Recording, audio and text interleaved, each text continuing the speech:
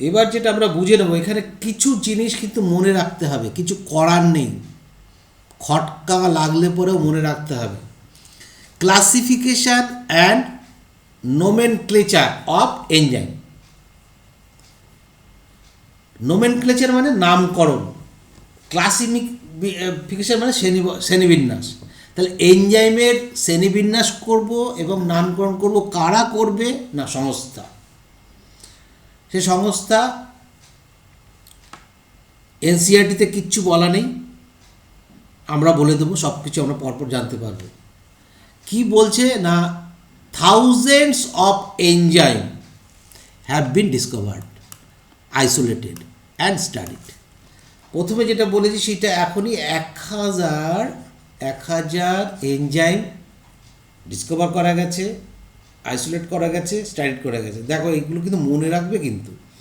Most of this enzymes have been classified,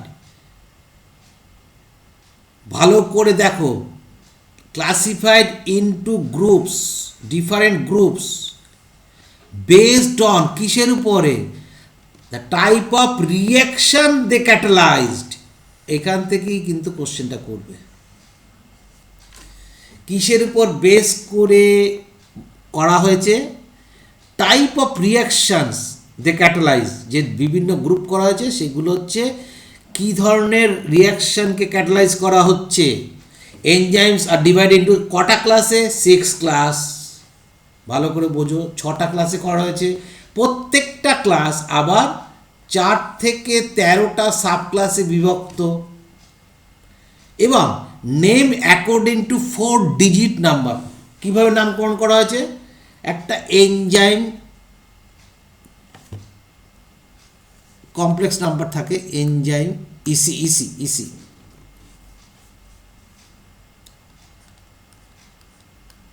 enzyme code number থাকবে, তারপর 1 1 1 1। আমি একটা দিলাম, মনে করো এরকম, এটা 1 2 হতে পারে, এটা আবার 1 হতে পারে, 4 হতে পারে, 6 হতে পারে, যাই হোক। এটা আবার 6 ভাগ, তো এটা আবার কোনো সময় একটা 6 হতে পারে, 2 হতে পারে, যাই হোক। 4 ডিজিট নাম্বার থাকতে হবে। তাহলে কি কি বুঝলাম এখানে, রিয়াকশান যে করছে, সেই ক্যাটালাইজ করছে, সেই রিয়াকশানটা কী টাইপের তার উপর ডিপেন্ড করে ডিফারেন্ট গ্রুপ করা হয়েছে। এই গ্রুপগুলো 6টা ক্লাসে ভাগ করা হয়েছে, প্রত্যেকটা ক্লাস আবার 4 থেকে 13টা সাব ক্লাসে ভাগ করা হয়েছে। এনসিটির কথা আমাদের বুঝতে হবে। আর হচ্ছে, এবং এটা প্রত্যেকটার জন্য 4টে করে ডিজিজ নাম্বার আছে, ব্যাস, আর কিচ্ছু বলেন এনসিইআরটিতে। অতএব ওই 4টে ডিজিজ নাম্বারকে সেটাও আমরা শিখব। তার আগে আমরা ক্লাসে চলে যাই। ফার্স্ট 1 নম্বর হচ্ছে অক্সিডো রিডাকটেজ, মানে অক্সিডেশন অ্যান্ড রিডাকশান। তাহলে এমন কিছু এনজাইম আছে যা কাউকে অক্সিডাইজ করতে গেলে আরেকটাকে রিডিউস করে। এগুলো হচ্ছে ডিহাইড্রোজিনেজ এনজাইম। জানি আমরা হাইড্রোজেন যদি যুক্ত হয় তাহলে বিজারিত হয়, যদি বিযুক্ত হয় তাহলে জারিত হয়। ঠিক বিপরীত অক্সিজেন, ঠিক বিপরীত ইলেকট্রন যদি যুক্ত হয় তাহলে বিজারিত হয়, ইলেকট্রন যদি বিযুক্ত হয় তাহলে জারিত হয়। হ্যাঁ, এগুলো আমরা জানি। প্রোটন কাকে বলে, H+ প্রোটন বলে। তো এগুলোকে কি বলছে NCERT, enzymes which catalyse oxido reduction between 2 substrate, দুটো সাবস্টেটের S থেকে S1, S'। এক্সাম্পল কি, S' রিডিউস ছিল, মানে বিজারিত অবস্থা ছিল, S1 অক্সিডাইজ ছিল। তার মধ্যে কি হলো না, হয় ইলেকট্রন ট্রান্সফার হয়েছে, অথবা হাইড্রোজেন অথবা অক্সিজেন, যা কিছু একটা হয়ে S হয়ে গেছে অক্সিডাইজ, S' হয়ে গেছে রিডিউসড। দিজ এনজাইমস, এটা এনসিইআরটি না, এটা তুমি বুঝতে হবে। These enzyme transfer hydrogen oxygen atom or electrons or protons from one substrate to another. Example কি, সাইটোক্রোম অক্সিডেজ কোথায় পাই, রেসপিরেশন পাই। অ্যালকোহল ডিহাইড্রোজিনেজ কোথায় পাই, রেসপিরেশন পাই। তাহলে এগুলো আমাদের পড়তে হবে। নেক্সট হচ্ছে 2 নম্বর, এটাও পড়তে হবে। 1 নম্বরে কী বলেছি, এটাই মনে রাখতে হবে। 1 নম্বর কিন্তু 1 নম্বরই, তুমি 1 নম্বর থেকে 2 নম্বর নিতে পারবে না। এটা পরে আসছে। আমি 2 নম্বর হচ্ছে ট্রান্সফারেন্স। কি ট্রান্সফার করবে না কিছু গ্রুপ ট্রান্সফার করবে, ভালো করে বুঝে নাও। 2 নম্বর ছিল enzyme catalyzing a transfer of a group. কী কী গ্রুপ হতে পারে এটা কিন্তু এনসিইআরটিতে নেই, বলে দিচ্ছি। মিথাইল গ্রুপ হতে পারে, অ্যাসাইল গ্রুপ, অ্যামাইনো হবে, ঠিক আছে, এটা অ্যামাইনো হবে, অ্যামাইনো গ্রুপ হতে পারে, ফসফেট গ্রুপ হতে পারে। তাহলে কি বলছে, enzyme catalyzing a transfer of a group G other than hydrogen. তাহলে এখানে কিন্তু হাইড্রোজেন ছাড়া অন্য কোনো group between a pair of substrate, কোথায় এস থেকে এস ড্যাশে। তাহলে কি ছিল, মনে করো জি একটা গ্রুপ, সেটা কিন্তু হাইড্রোজেন না, অন্য কোনো গ্রুপ, ঠিক আছে, অন্য কোনো গ্রুপ।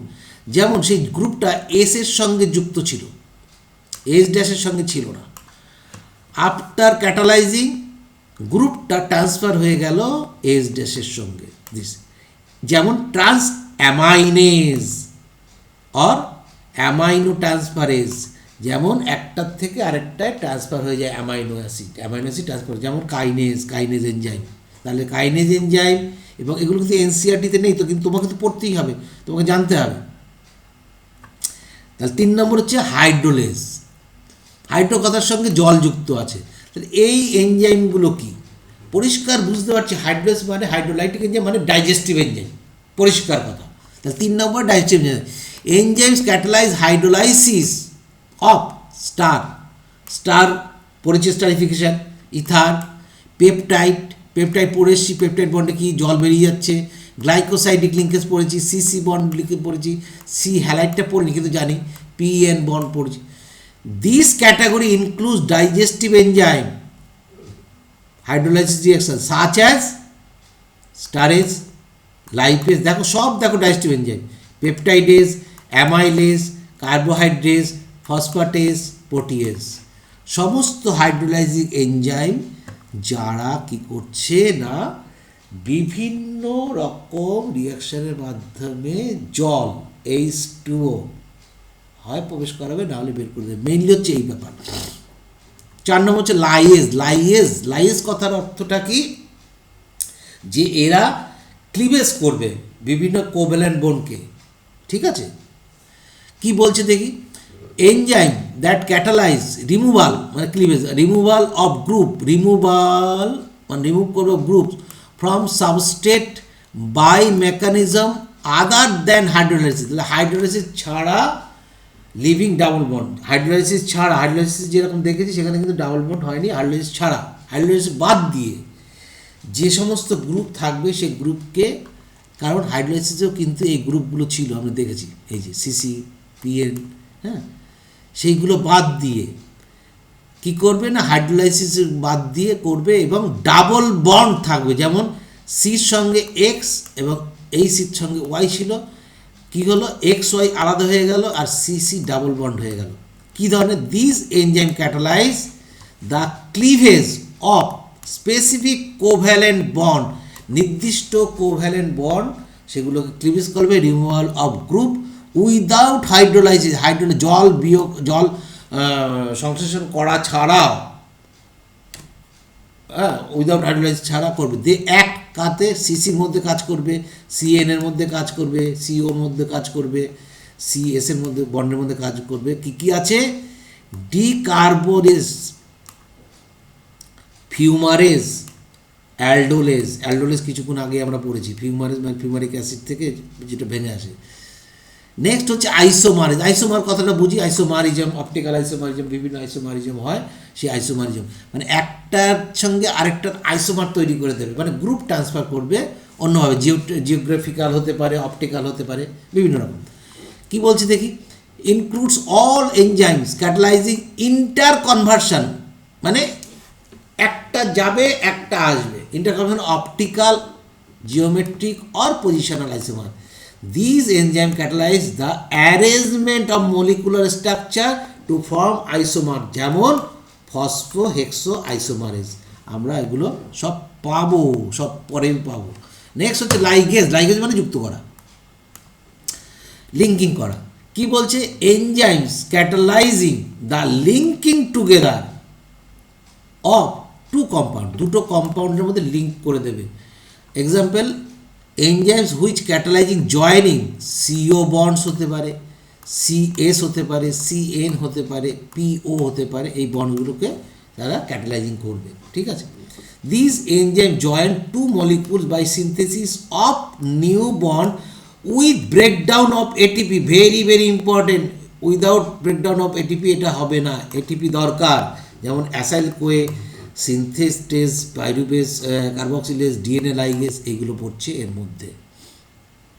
এবার এনসিটির বাইরে বেরিয়ে গিয়ে যেটা বলবো, international union of biochemistry, mainly IUB 1961 করেছিল, enzymes are classified into 6 group basis on the reaction they catalyze. এই একই কথা বলছে, কি enzyme code, EC code 4 digit, সেই একই কথা। কি ফার্স্ট কোনটাকে দেখবো আমরা, main class first, type of reaction, কী ধরনের reaction, second subclass, type of group involve, কী ধরনের গ্রুপ আছে, third subclasses, denotes substrate, সাবস্টেটকে বোঝাবে কোন সাবস্টেট আছে, ফোর্থ হচ্ছে individual enzyme name and serial number, name এবং serial number.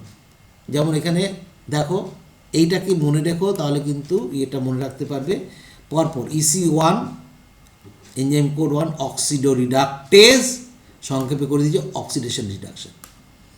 Transferase, transfer groups of atoms. Hydrolase, hydrolysis. 4 নম্বর lyase, add atoms or removes atoms from, কী করবে, ডাবল বন্ড তৈরি করে দেবে, very important. Isomerase, arrange atom, অ্যাটমগুলোকে arrange করবে, isomer করবে। Ligase, use ATP to continue molecules. Just একটা উদাহরণ করবো, ওটা পড়েছে IUB আর IUMB। এমবি যখন হবে মলিকুলার বায়োলজি, ওর সঙ্গে যুক্ত হবে international union of biotechnology, biochemistry and molecular biology. এনজাইমকে কী করে, EC11 যেটা বলছিলাম, এর অ্যাকসেপ্টেড নেম কি, অ্যালকোহল ডিহাইড্রোজিনেটস। ঠিক আছে, অ্যালকোহল একটা মনে রাখলেই হবে, এগুলো তো আসবে না, এগুলো কোনোদিন আসার কথা না। অ্যালকোহল ডিহাইড্রোজিনেস রিয়াকশন 1, ঠিক আছে, primary alcohol plus NAD অ্যানালডিহাইড, NADH plus H। আচ্ছা, ডাকলাস যেটা 1883-তে কী করেছিল, সাফিক্স সারনেম এস যোগ করে দিয়ে বলেছিল যে এনজাইমে এস যোগ করে দিলেই প্রোডাক্টের পিছনে, যেমন হচ্ছে লাইপেজ, এজ, প্রোটিয়েজ, কার্বোহাইড্রেজ, এরকম নামকরণ করেছিল আমরা। নেক্সট হচ্ছে কোফ্যাক্টর। কোফ্যাক্টরটা ভেরি এসেন্সিয়াল এনজাইমের ক্ষেত্রে। বেশ কিছু এনজাইম কিন্তু কোফ্যাক্টর ছাড়াই কাজ করতে পারে, কিন্তু ম্যাক্সিমাম এনজাইম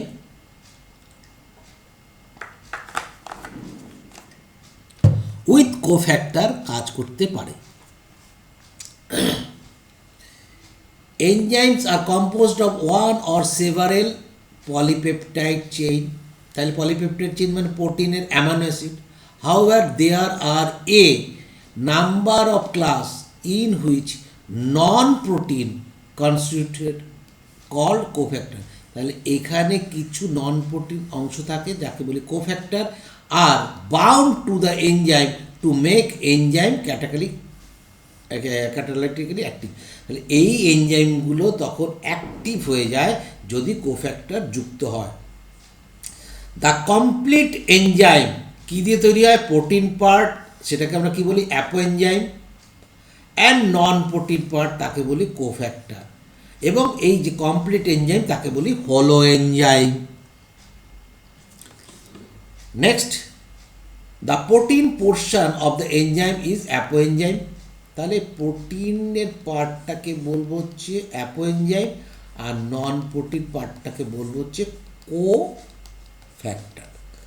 এবার কোফ্যাক্টরের ভাগ আছে, 3 কাইন্ডস অফ কোফ্যাক্টর আইডেন্টিফাইড। কী কী বলেছে, প্রস্থেটিক গ্রুপ, তাহলে কোফ্যাক্টার্স, ভালো করে বোঝো, cofactors prosthetic group tightly bound, tightly একদম টাইটলি বাউন্ড করবে অ্যাপো এনজাইমের সঙ্গে। Coenzyme loosely bound, metal ion loosely bound. মূল বক্তব্য হচ্ছে এটা। তাহলে টাইটলি অ্যাপো এনজাইমের সঙ্গে বাউন্ড করবে পজিটিভ গ্রুপ, ও সরে গেলে পরে এনজাইমটাই শেষ।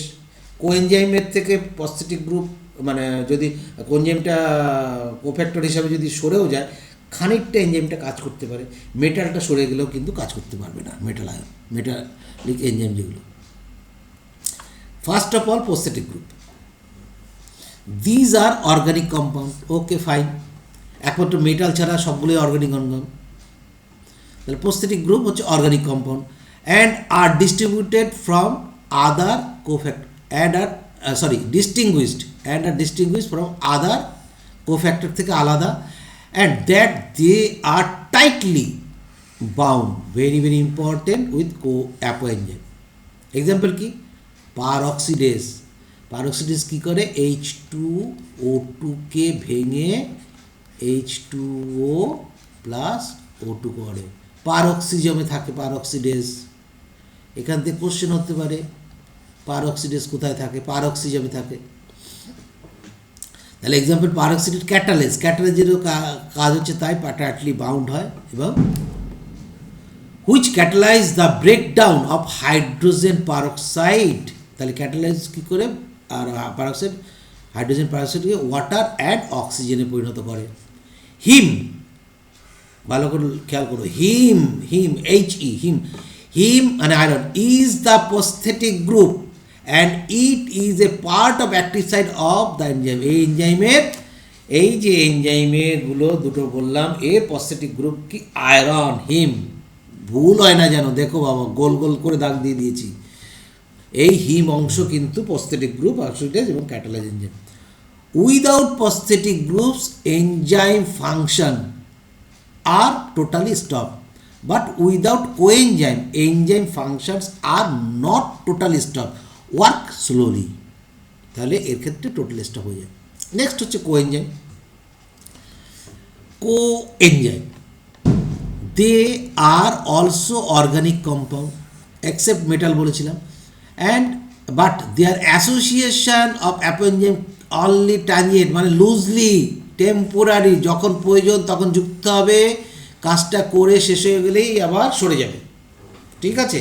কোএনজাইম এনজাইমের অ্যাপো এনজাইমের পার্টে যখন সে এনজাইমেটিক ফাংশন করবে তখন যুক্ত হবে, ফাংশনও শেষ, কোএনজাইমও সরে আসলো temporary. Usually occurring during the course of catalyze. কী বলছে? During the course of catalyze, তখনই দরকার পড়বে। ভেরি ভেরি ইম্পর্টেন্ট লাইন, এই লাইনটা খুব ইম্পর্টেন্ট লাইন। কখন দরকার পড়বে? যখন ক্যাটালাইটিক রিয়াকশান করবে তখনই কিন্তু কোএনজাইমের প্রয়োজন হবে এবং এটা লুজলি প্যাকড হবে temporary.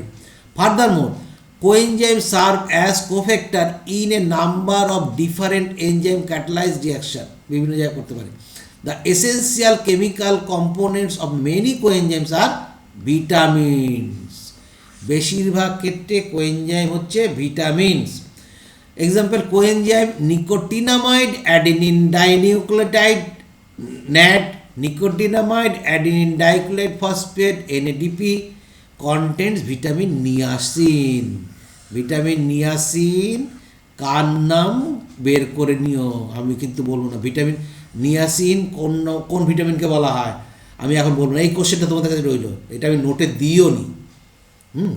Vitamin niacin, good. Coenzyme loosely bound to the apoenzyme.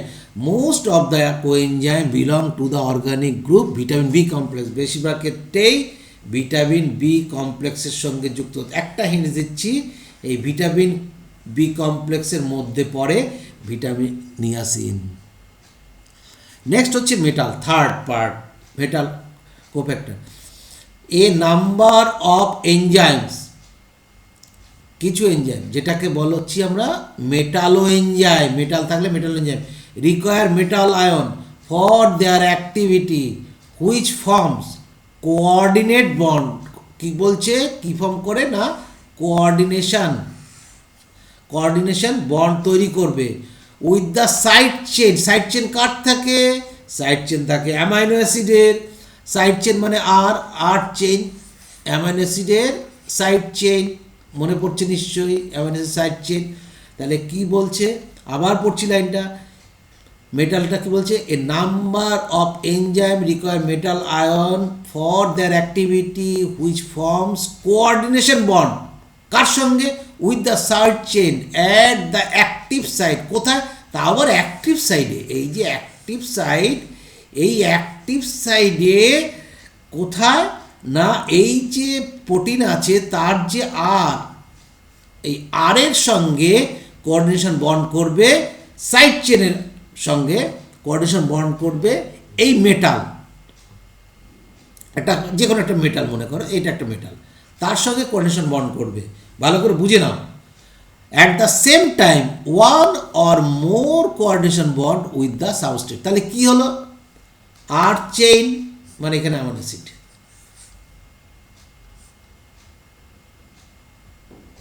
Metal ion, এই মেটাল আয়ন মনে করো আমি মেটাল আয়ন একটা দিলাম, আর কি না সাবস্ট্রেট। তাহলে সাবস্ট্রেট আর চেন অফ অ্যামিনো অ্যাসিড, এই মেটাল আয়ন কোঅর্ডিনেশন বন্ড তৈরি করেছে। ভালো করে বুঝে নাও, এখান থেকে প্রশ্ন কত সুন্দরভাবে কত রকম প্রশ্ন করতে পারে।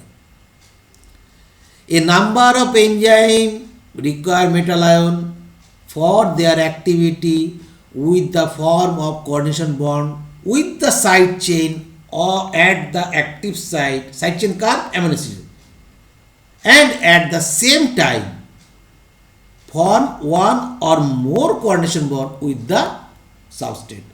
যেমন zinc is cofactor for the proteolytic enzyme carboxypeptidase. কার্বোঅক্সিপেপটাইডেজ মানে কার্বক্সিল গ্রুপকে এ কাটে। তাহলে এখানে জিঙ্ক হচ্ছে ভেরি ইম্পর্টেন্ট। কার্বক্সিপেপটাইড কোশ্চেন করে দিতে পারে, করে দিতে, এ তো করাটা স্বাভাবিক, যে কার্বক্সিপেপটাইডের সঙ্গে কোন আয়ন সম্পর্কিত, ভেরি ইম্পর্টেন্ট জিঙ্ক। এখানে কি বন্ড দিয়ে তৈরি হয়, কোঅর্ডিনেশন বন্ড। কোঅর্ডিনেশন বন্ড একটা থাকে হচ্ছে সাবস্ট্রেটের সঙ্গে, আরেকটা কার্বক্সিপেপটাইডের কার সঙ্গে হয়, তাহলে নিঃসন্দেহে একটা অ্যামিনো অ্যাসিড আর গ্রুপের সঙ্গে। এখানে আমি কয়েকটা দিয়ে দিচ্ছি যেটা এনসিইআরটিতে নেই। Without metal ions enzyme functions are totally stop. তাহলে এগুলো একদম ঠিক। কোফ্যাক্টরের প্রথম আমরা কি বলছিলাম, তোমার হচ্ছে যা বলে গেলাম, যাই হোক, অ্যাক্টিভেটর কাকে বলবে, যখন কোনো প্রস্থেটিক গ্রুপ মেটাল হিসাবে কাজ করবে তখন তাকে অ্যাক্টিভেটর, সেই এনজাইমকে অ্যাক্টিভেটর আমরা বলতে পারি। অ্যাক্টিভেটর আয়নস এগুলো একটু মনে রেখো, যেটা ইম্পর্টেন্ট, জিঙ্কটা important, carbonic anhydrate, molybdenum very very important, nitrate আমাদের নাইট্রোজেন ফিক্সেশনের সময় লাগবে, আর সোডিয়ামটা দরকার, ম্যাঙ্গানিজ ভেরি ইম্পর্টেন্ট রুবিস্কো হেক্সোকাইনেজের সঙ্গে, কপার, অ্যাসকর্বিক অ্যাসিড, ক্যাটালেজ, এই যে এমএন পেপটাইডেজ, আর হচ্ছে carboxylase. Catalytic activity is lost, catalytic একদম শেষ হয়ে যাবে when the cofactor is removed from the enzyme which testifies that they play a crucial role in catalytic activity of the enzyme. তাহলে activity of catalytic enzyme is খুবই দরকার, যেটা হচ্ছে catalytic কিসের উপর নির্ভর করে না, কোফ্যাক্টরের উপর। ম্যাক্সিমাম তোমার এনজাইম এই কোফ্যাক্টরের উপরে দাঁড়িয়ে আছে, ম্যাক্সিমাম এনজাইম।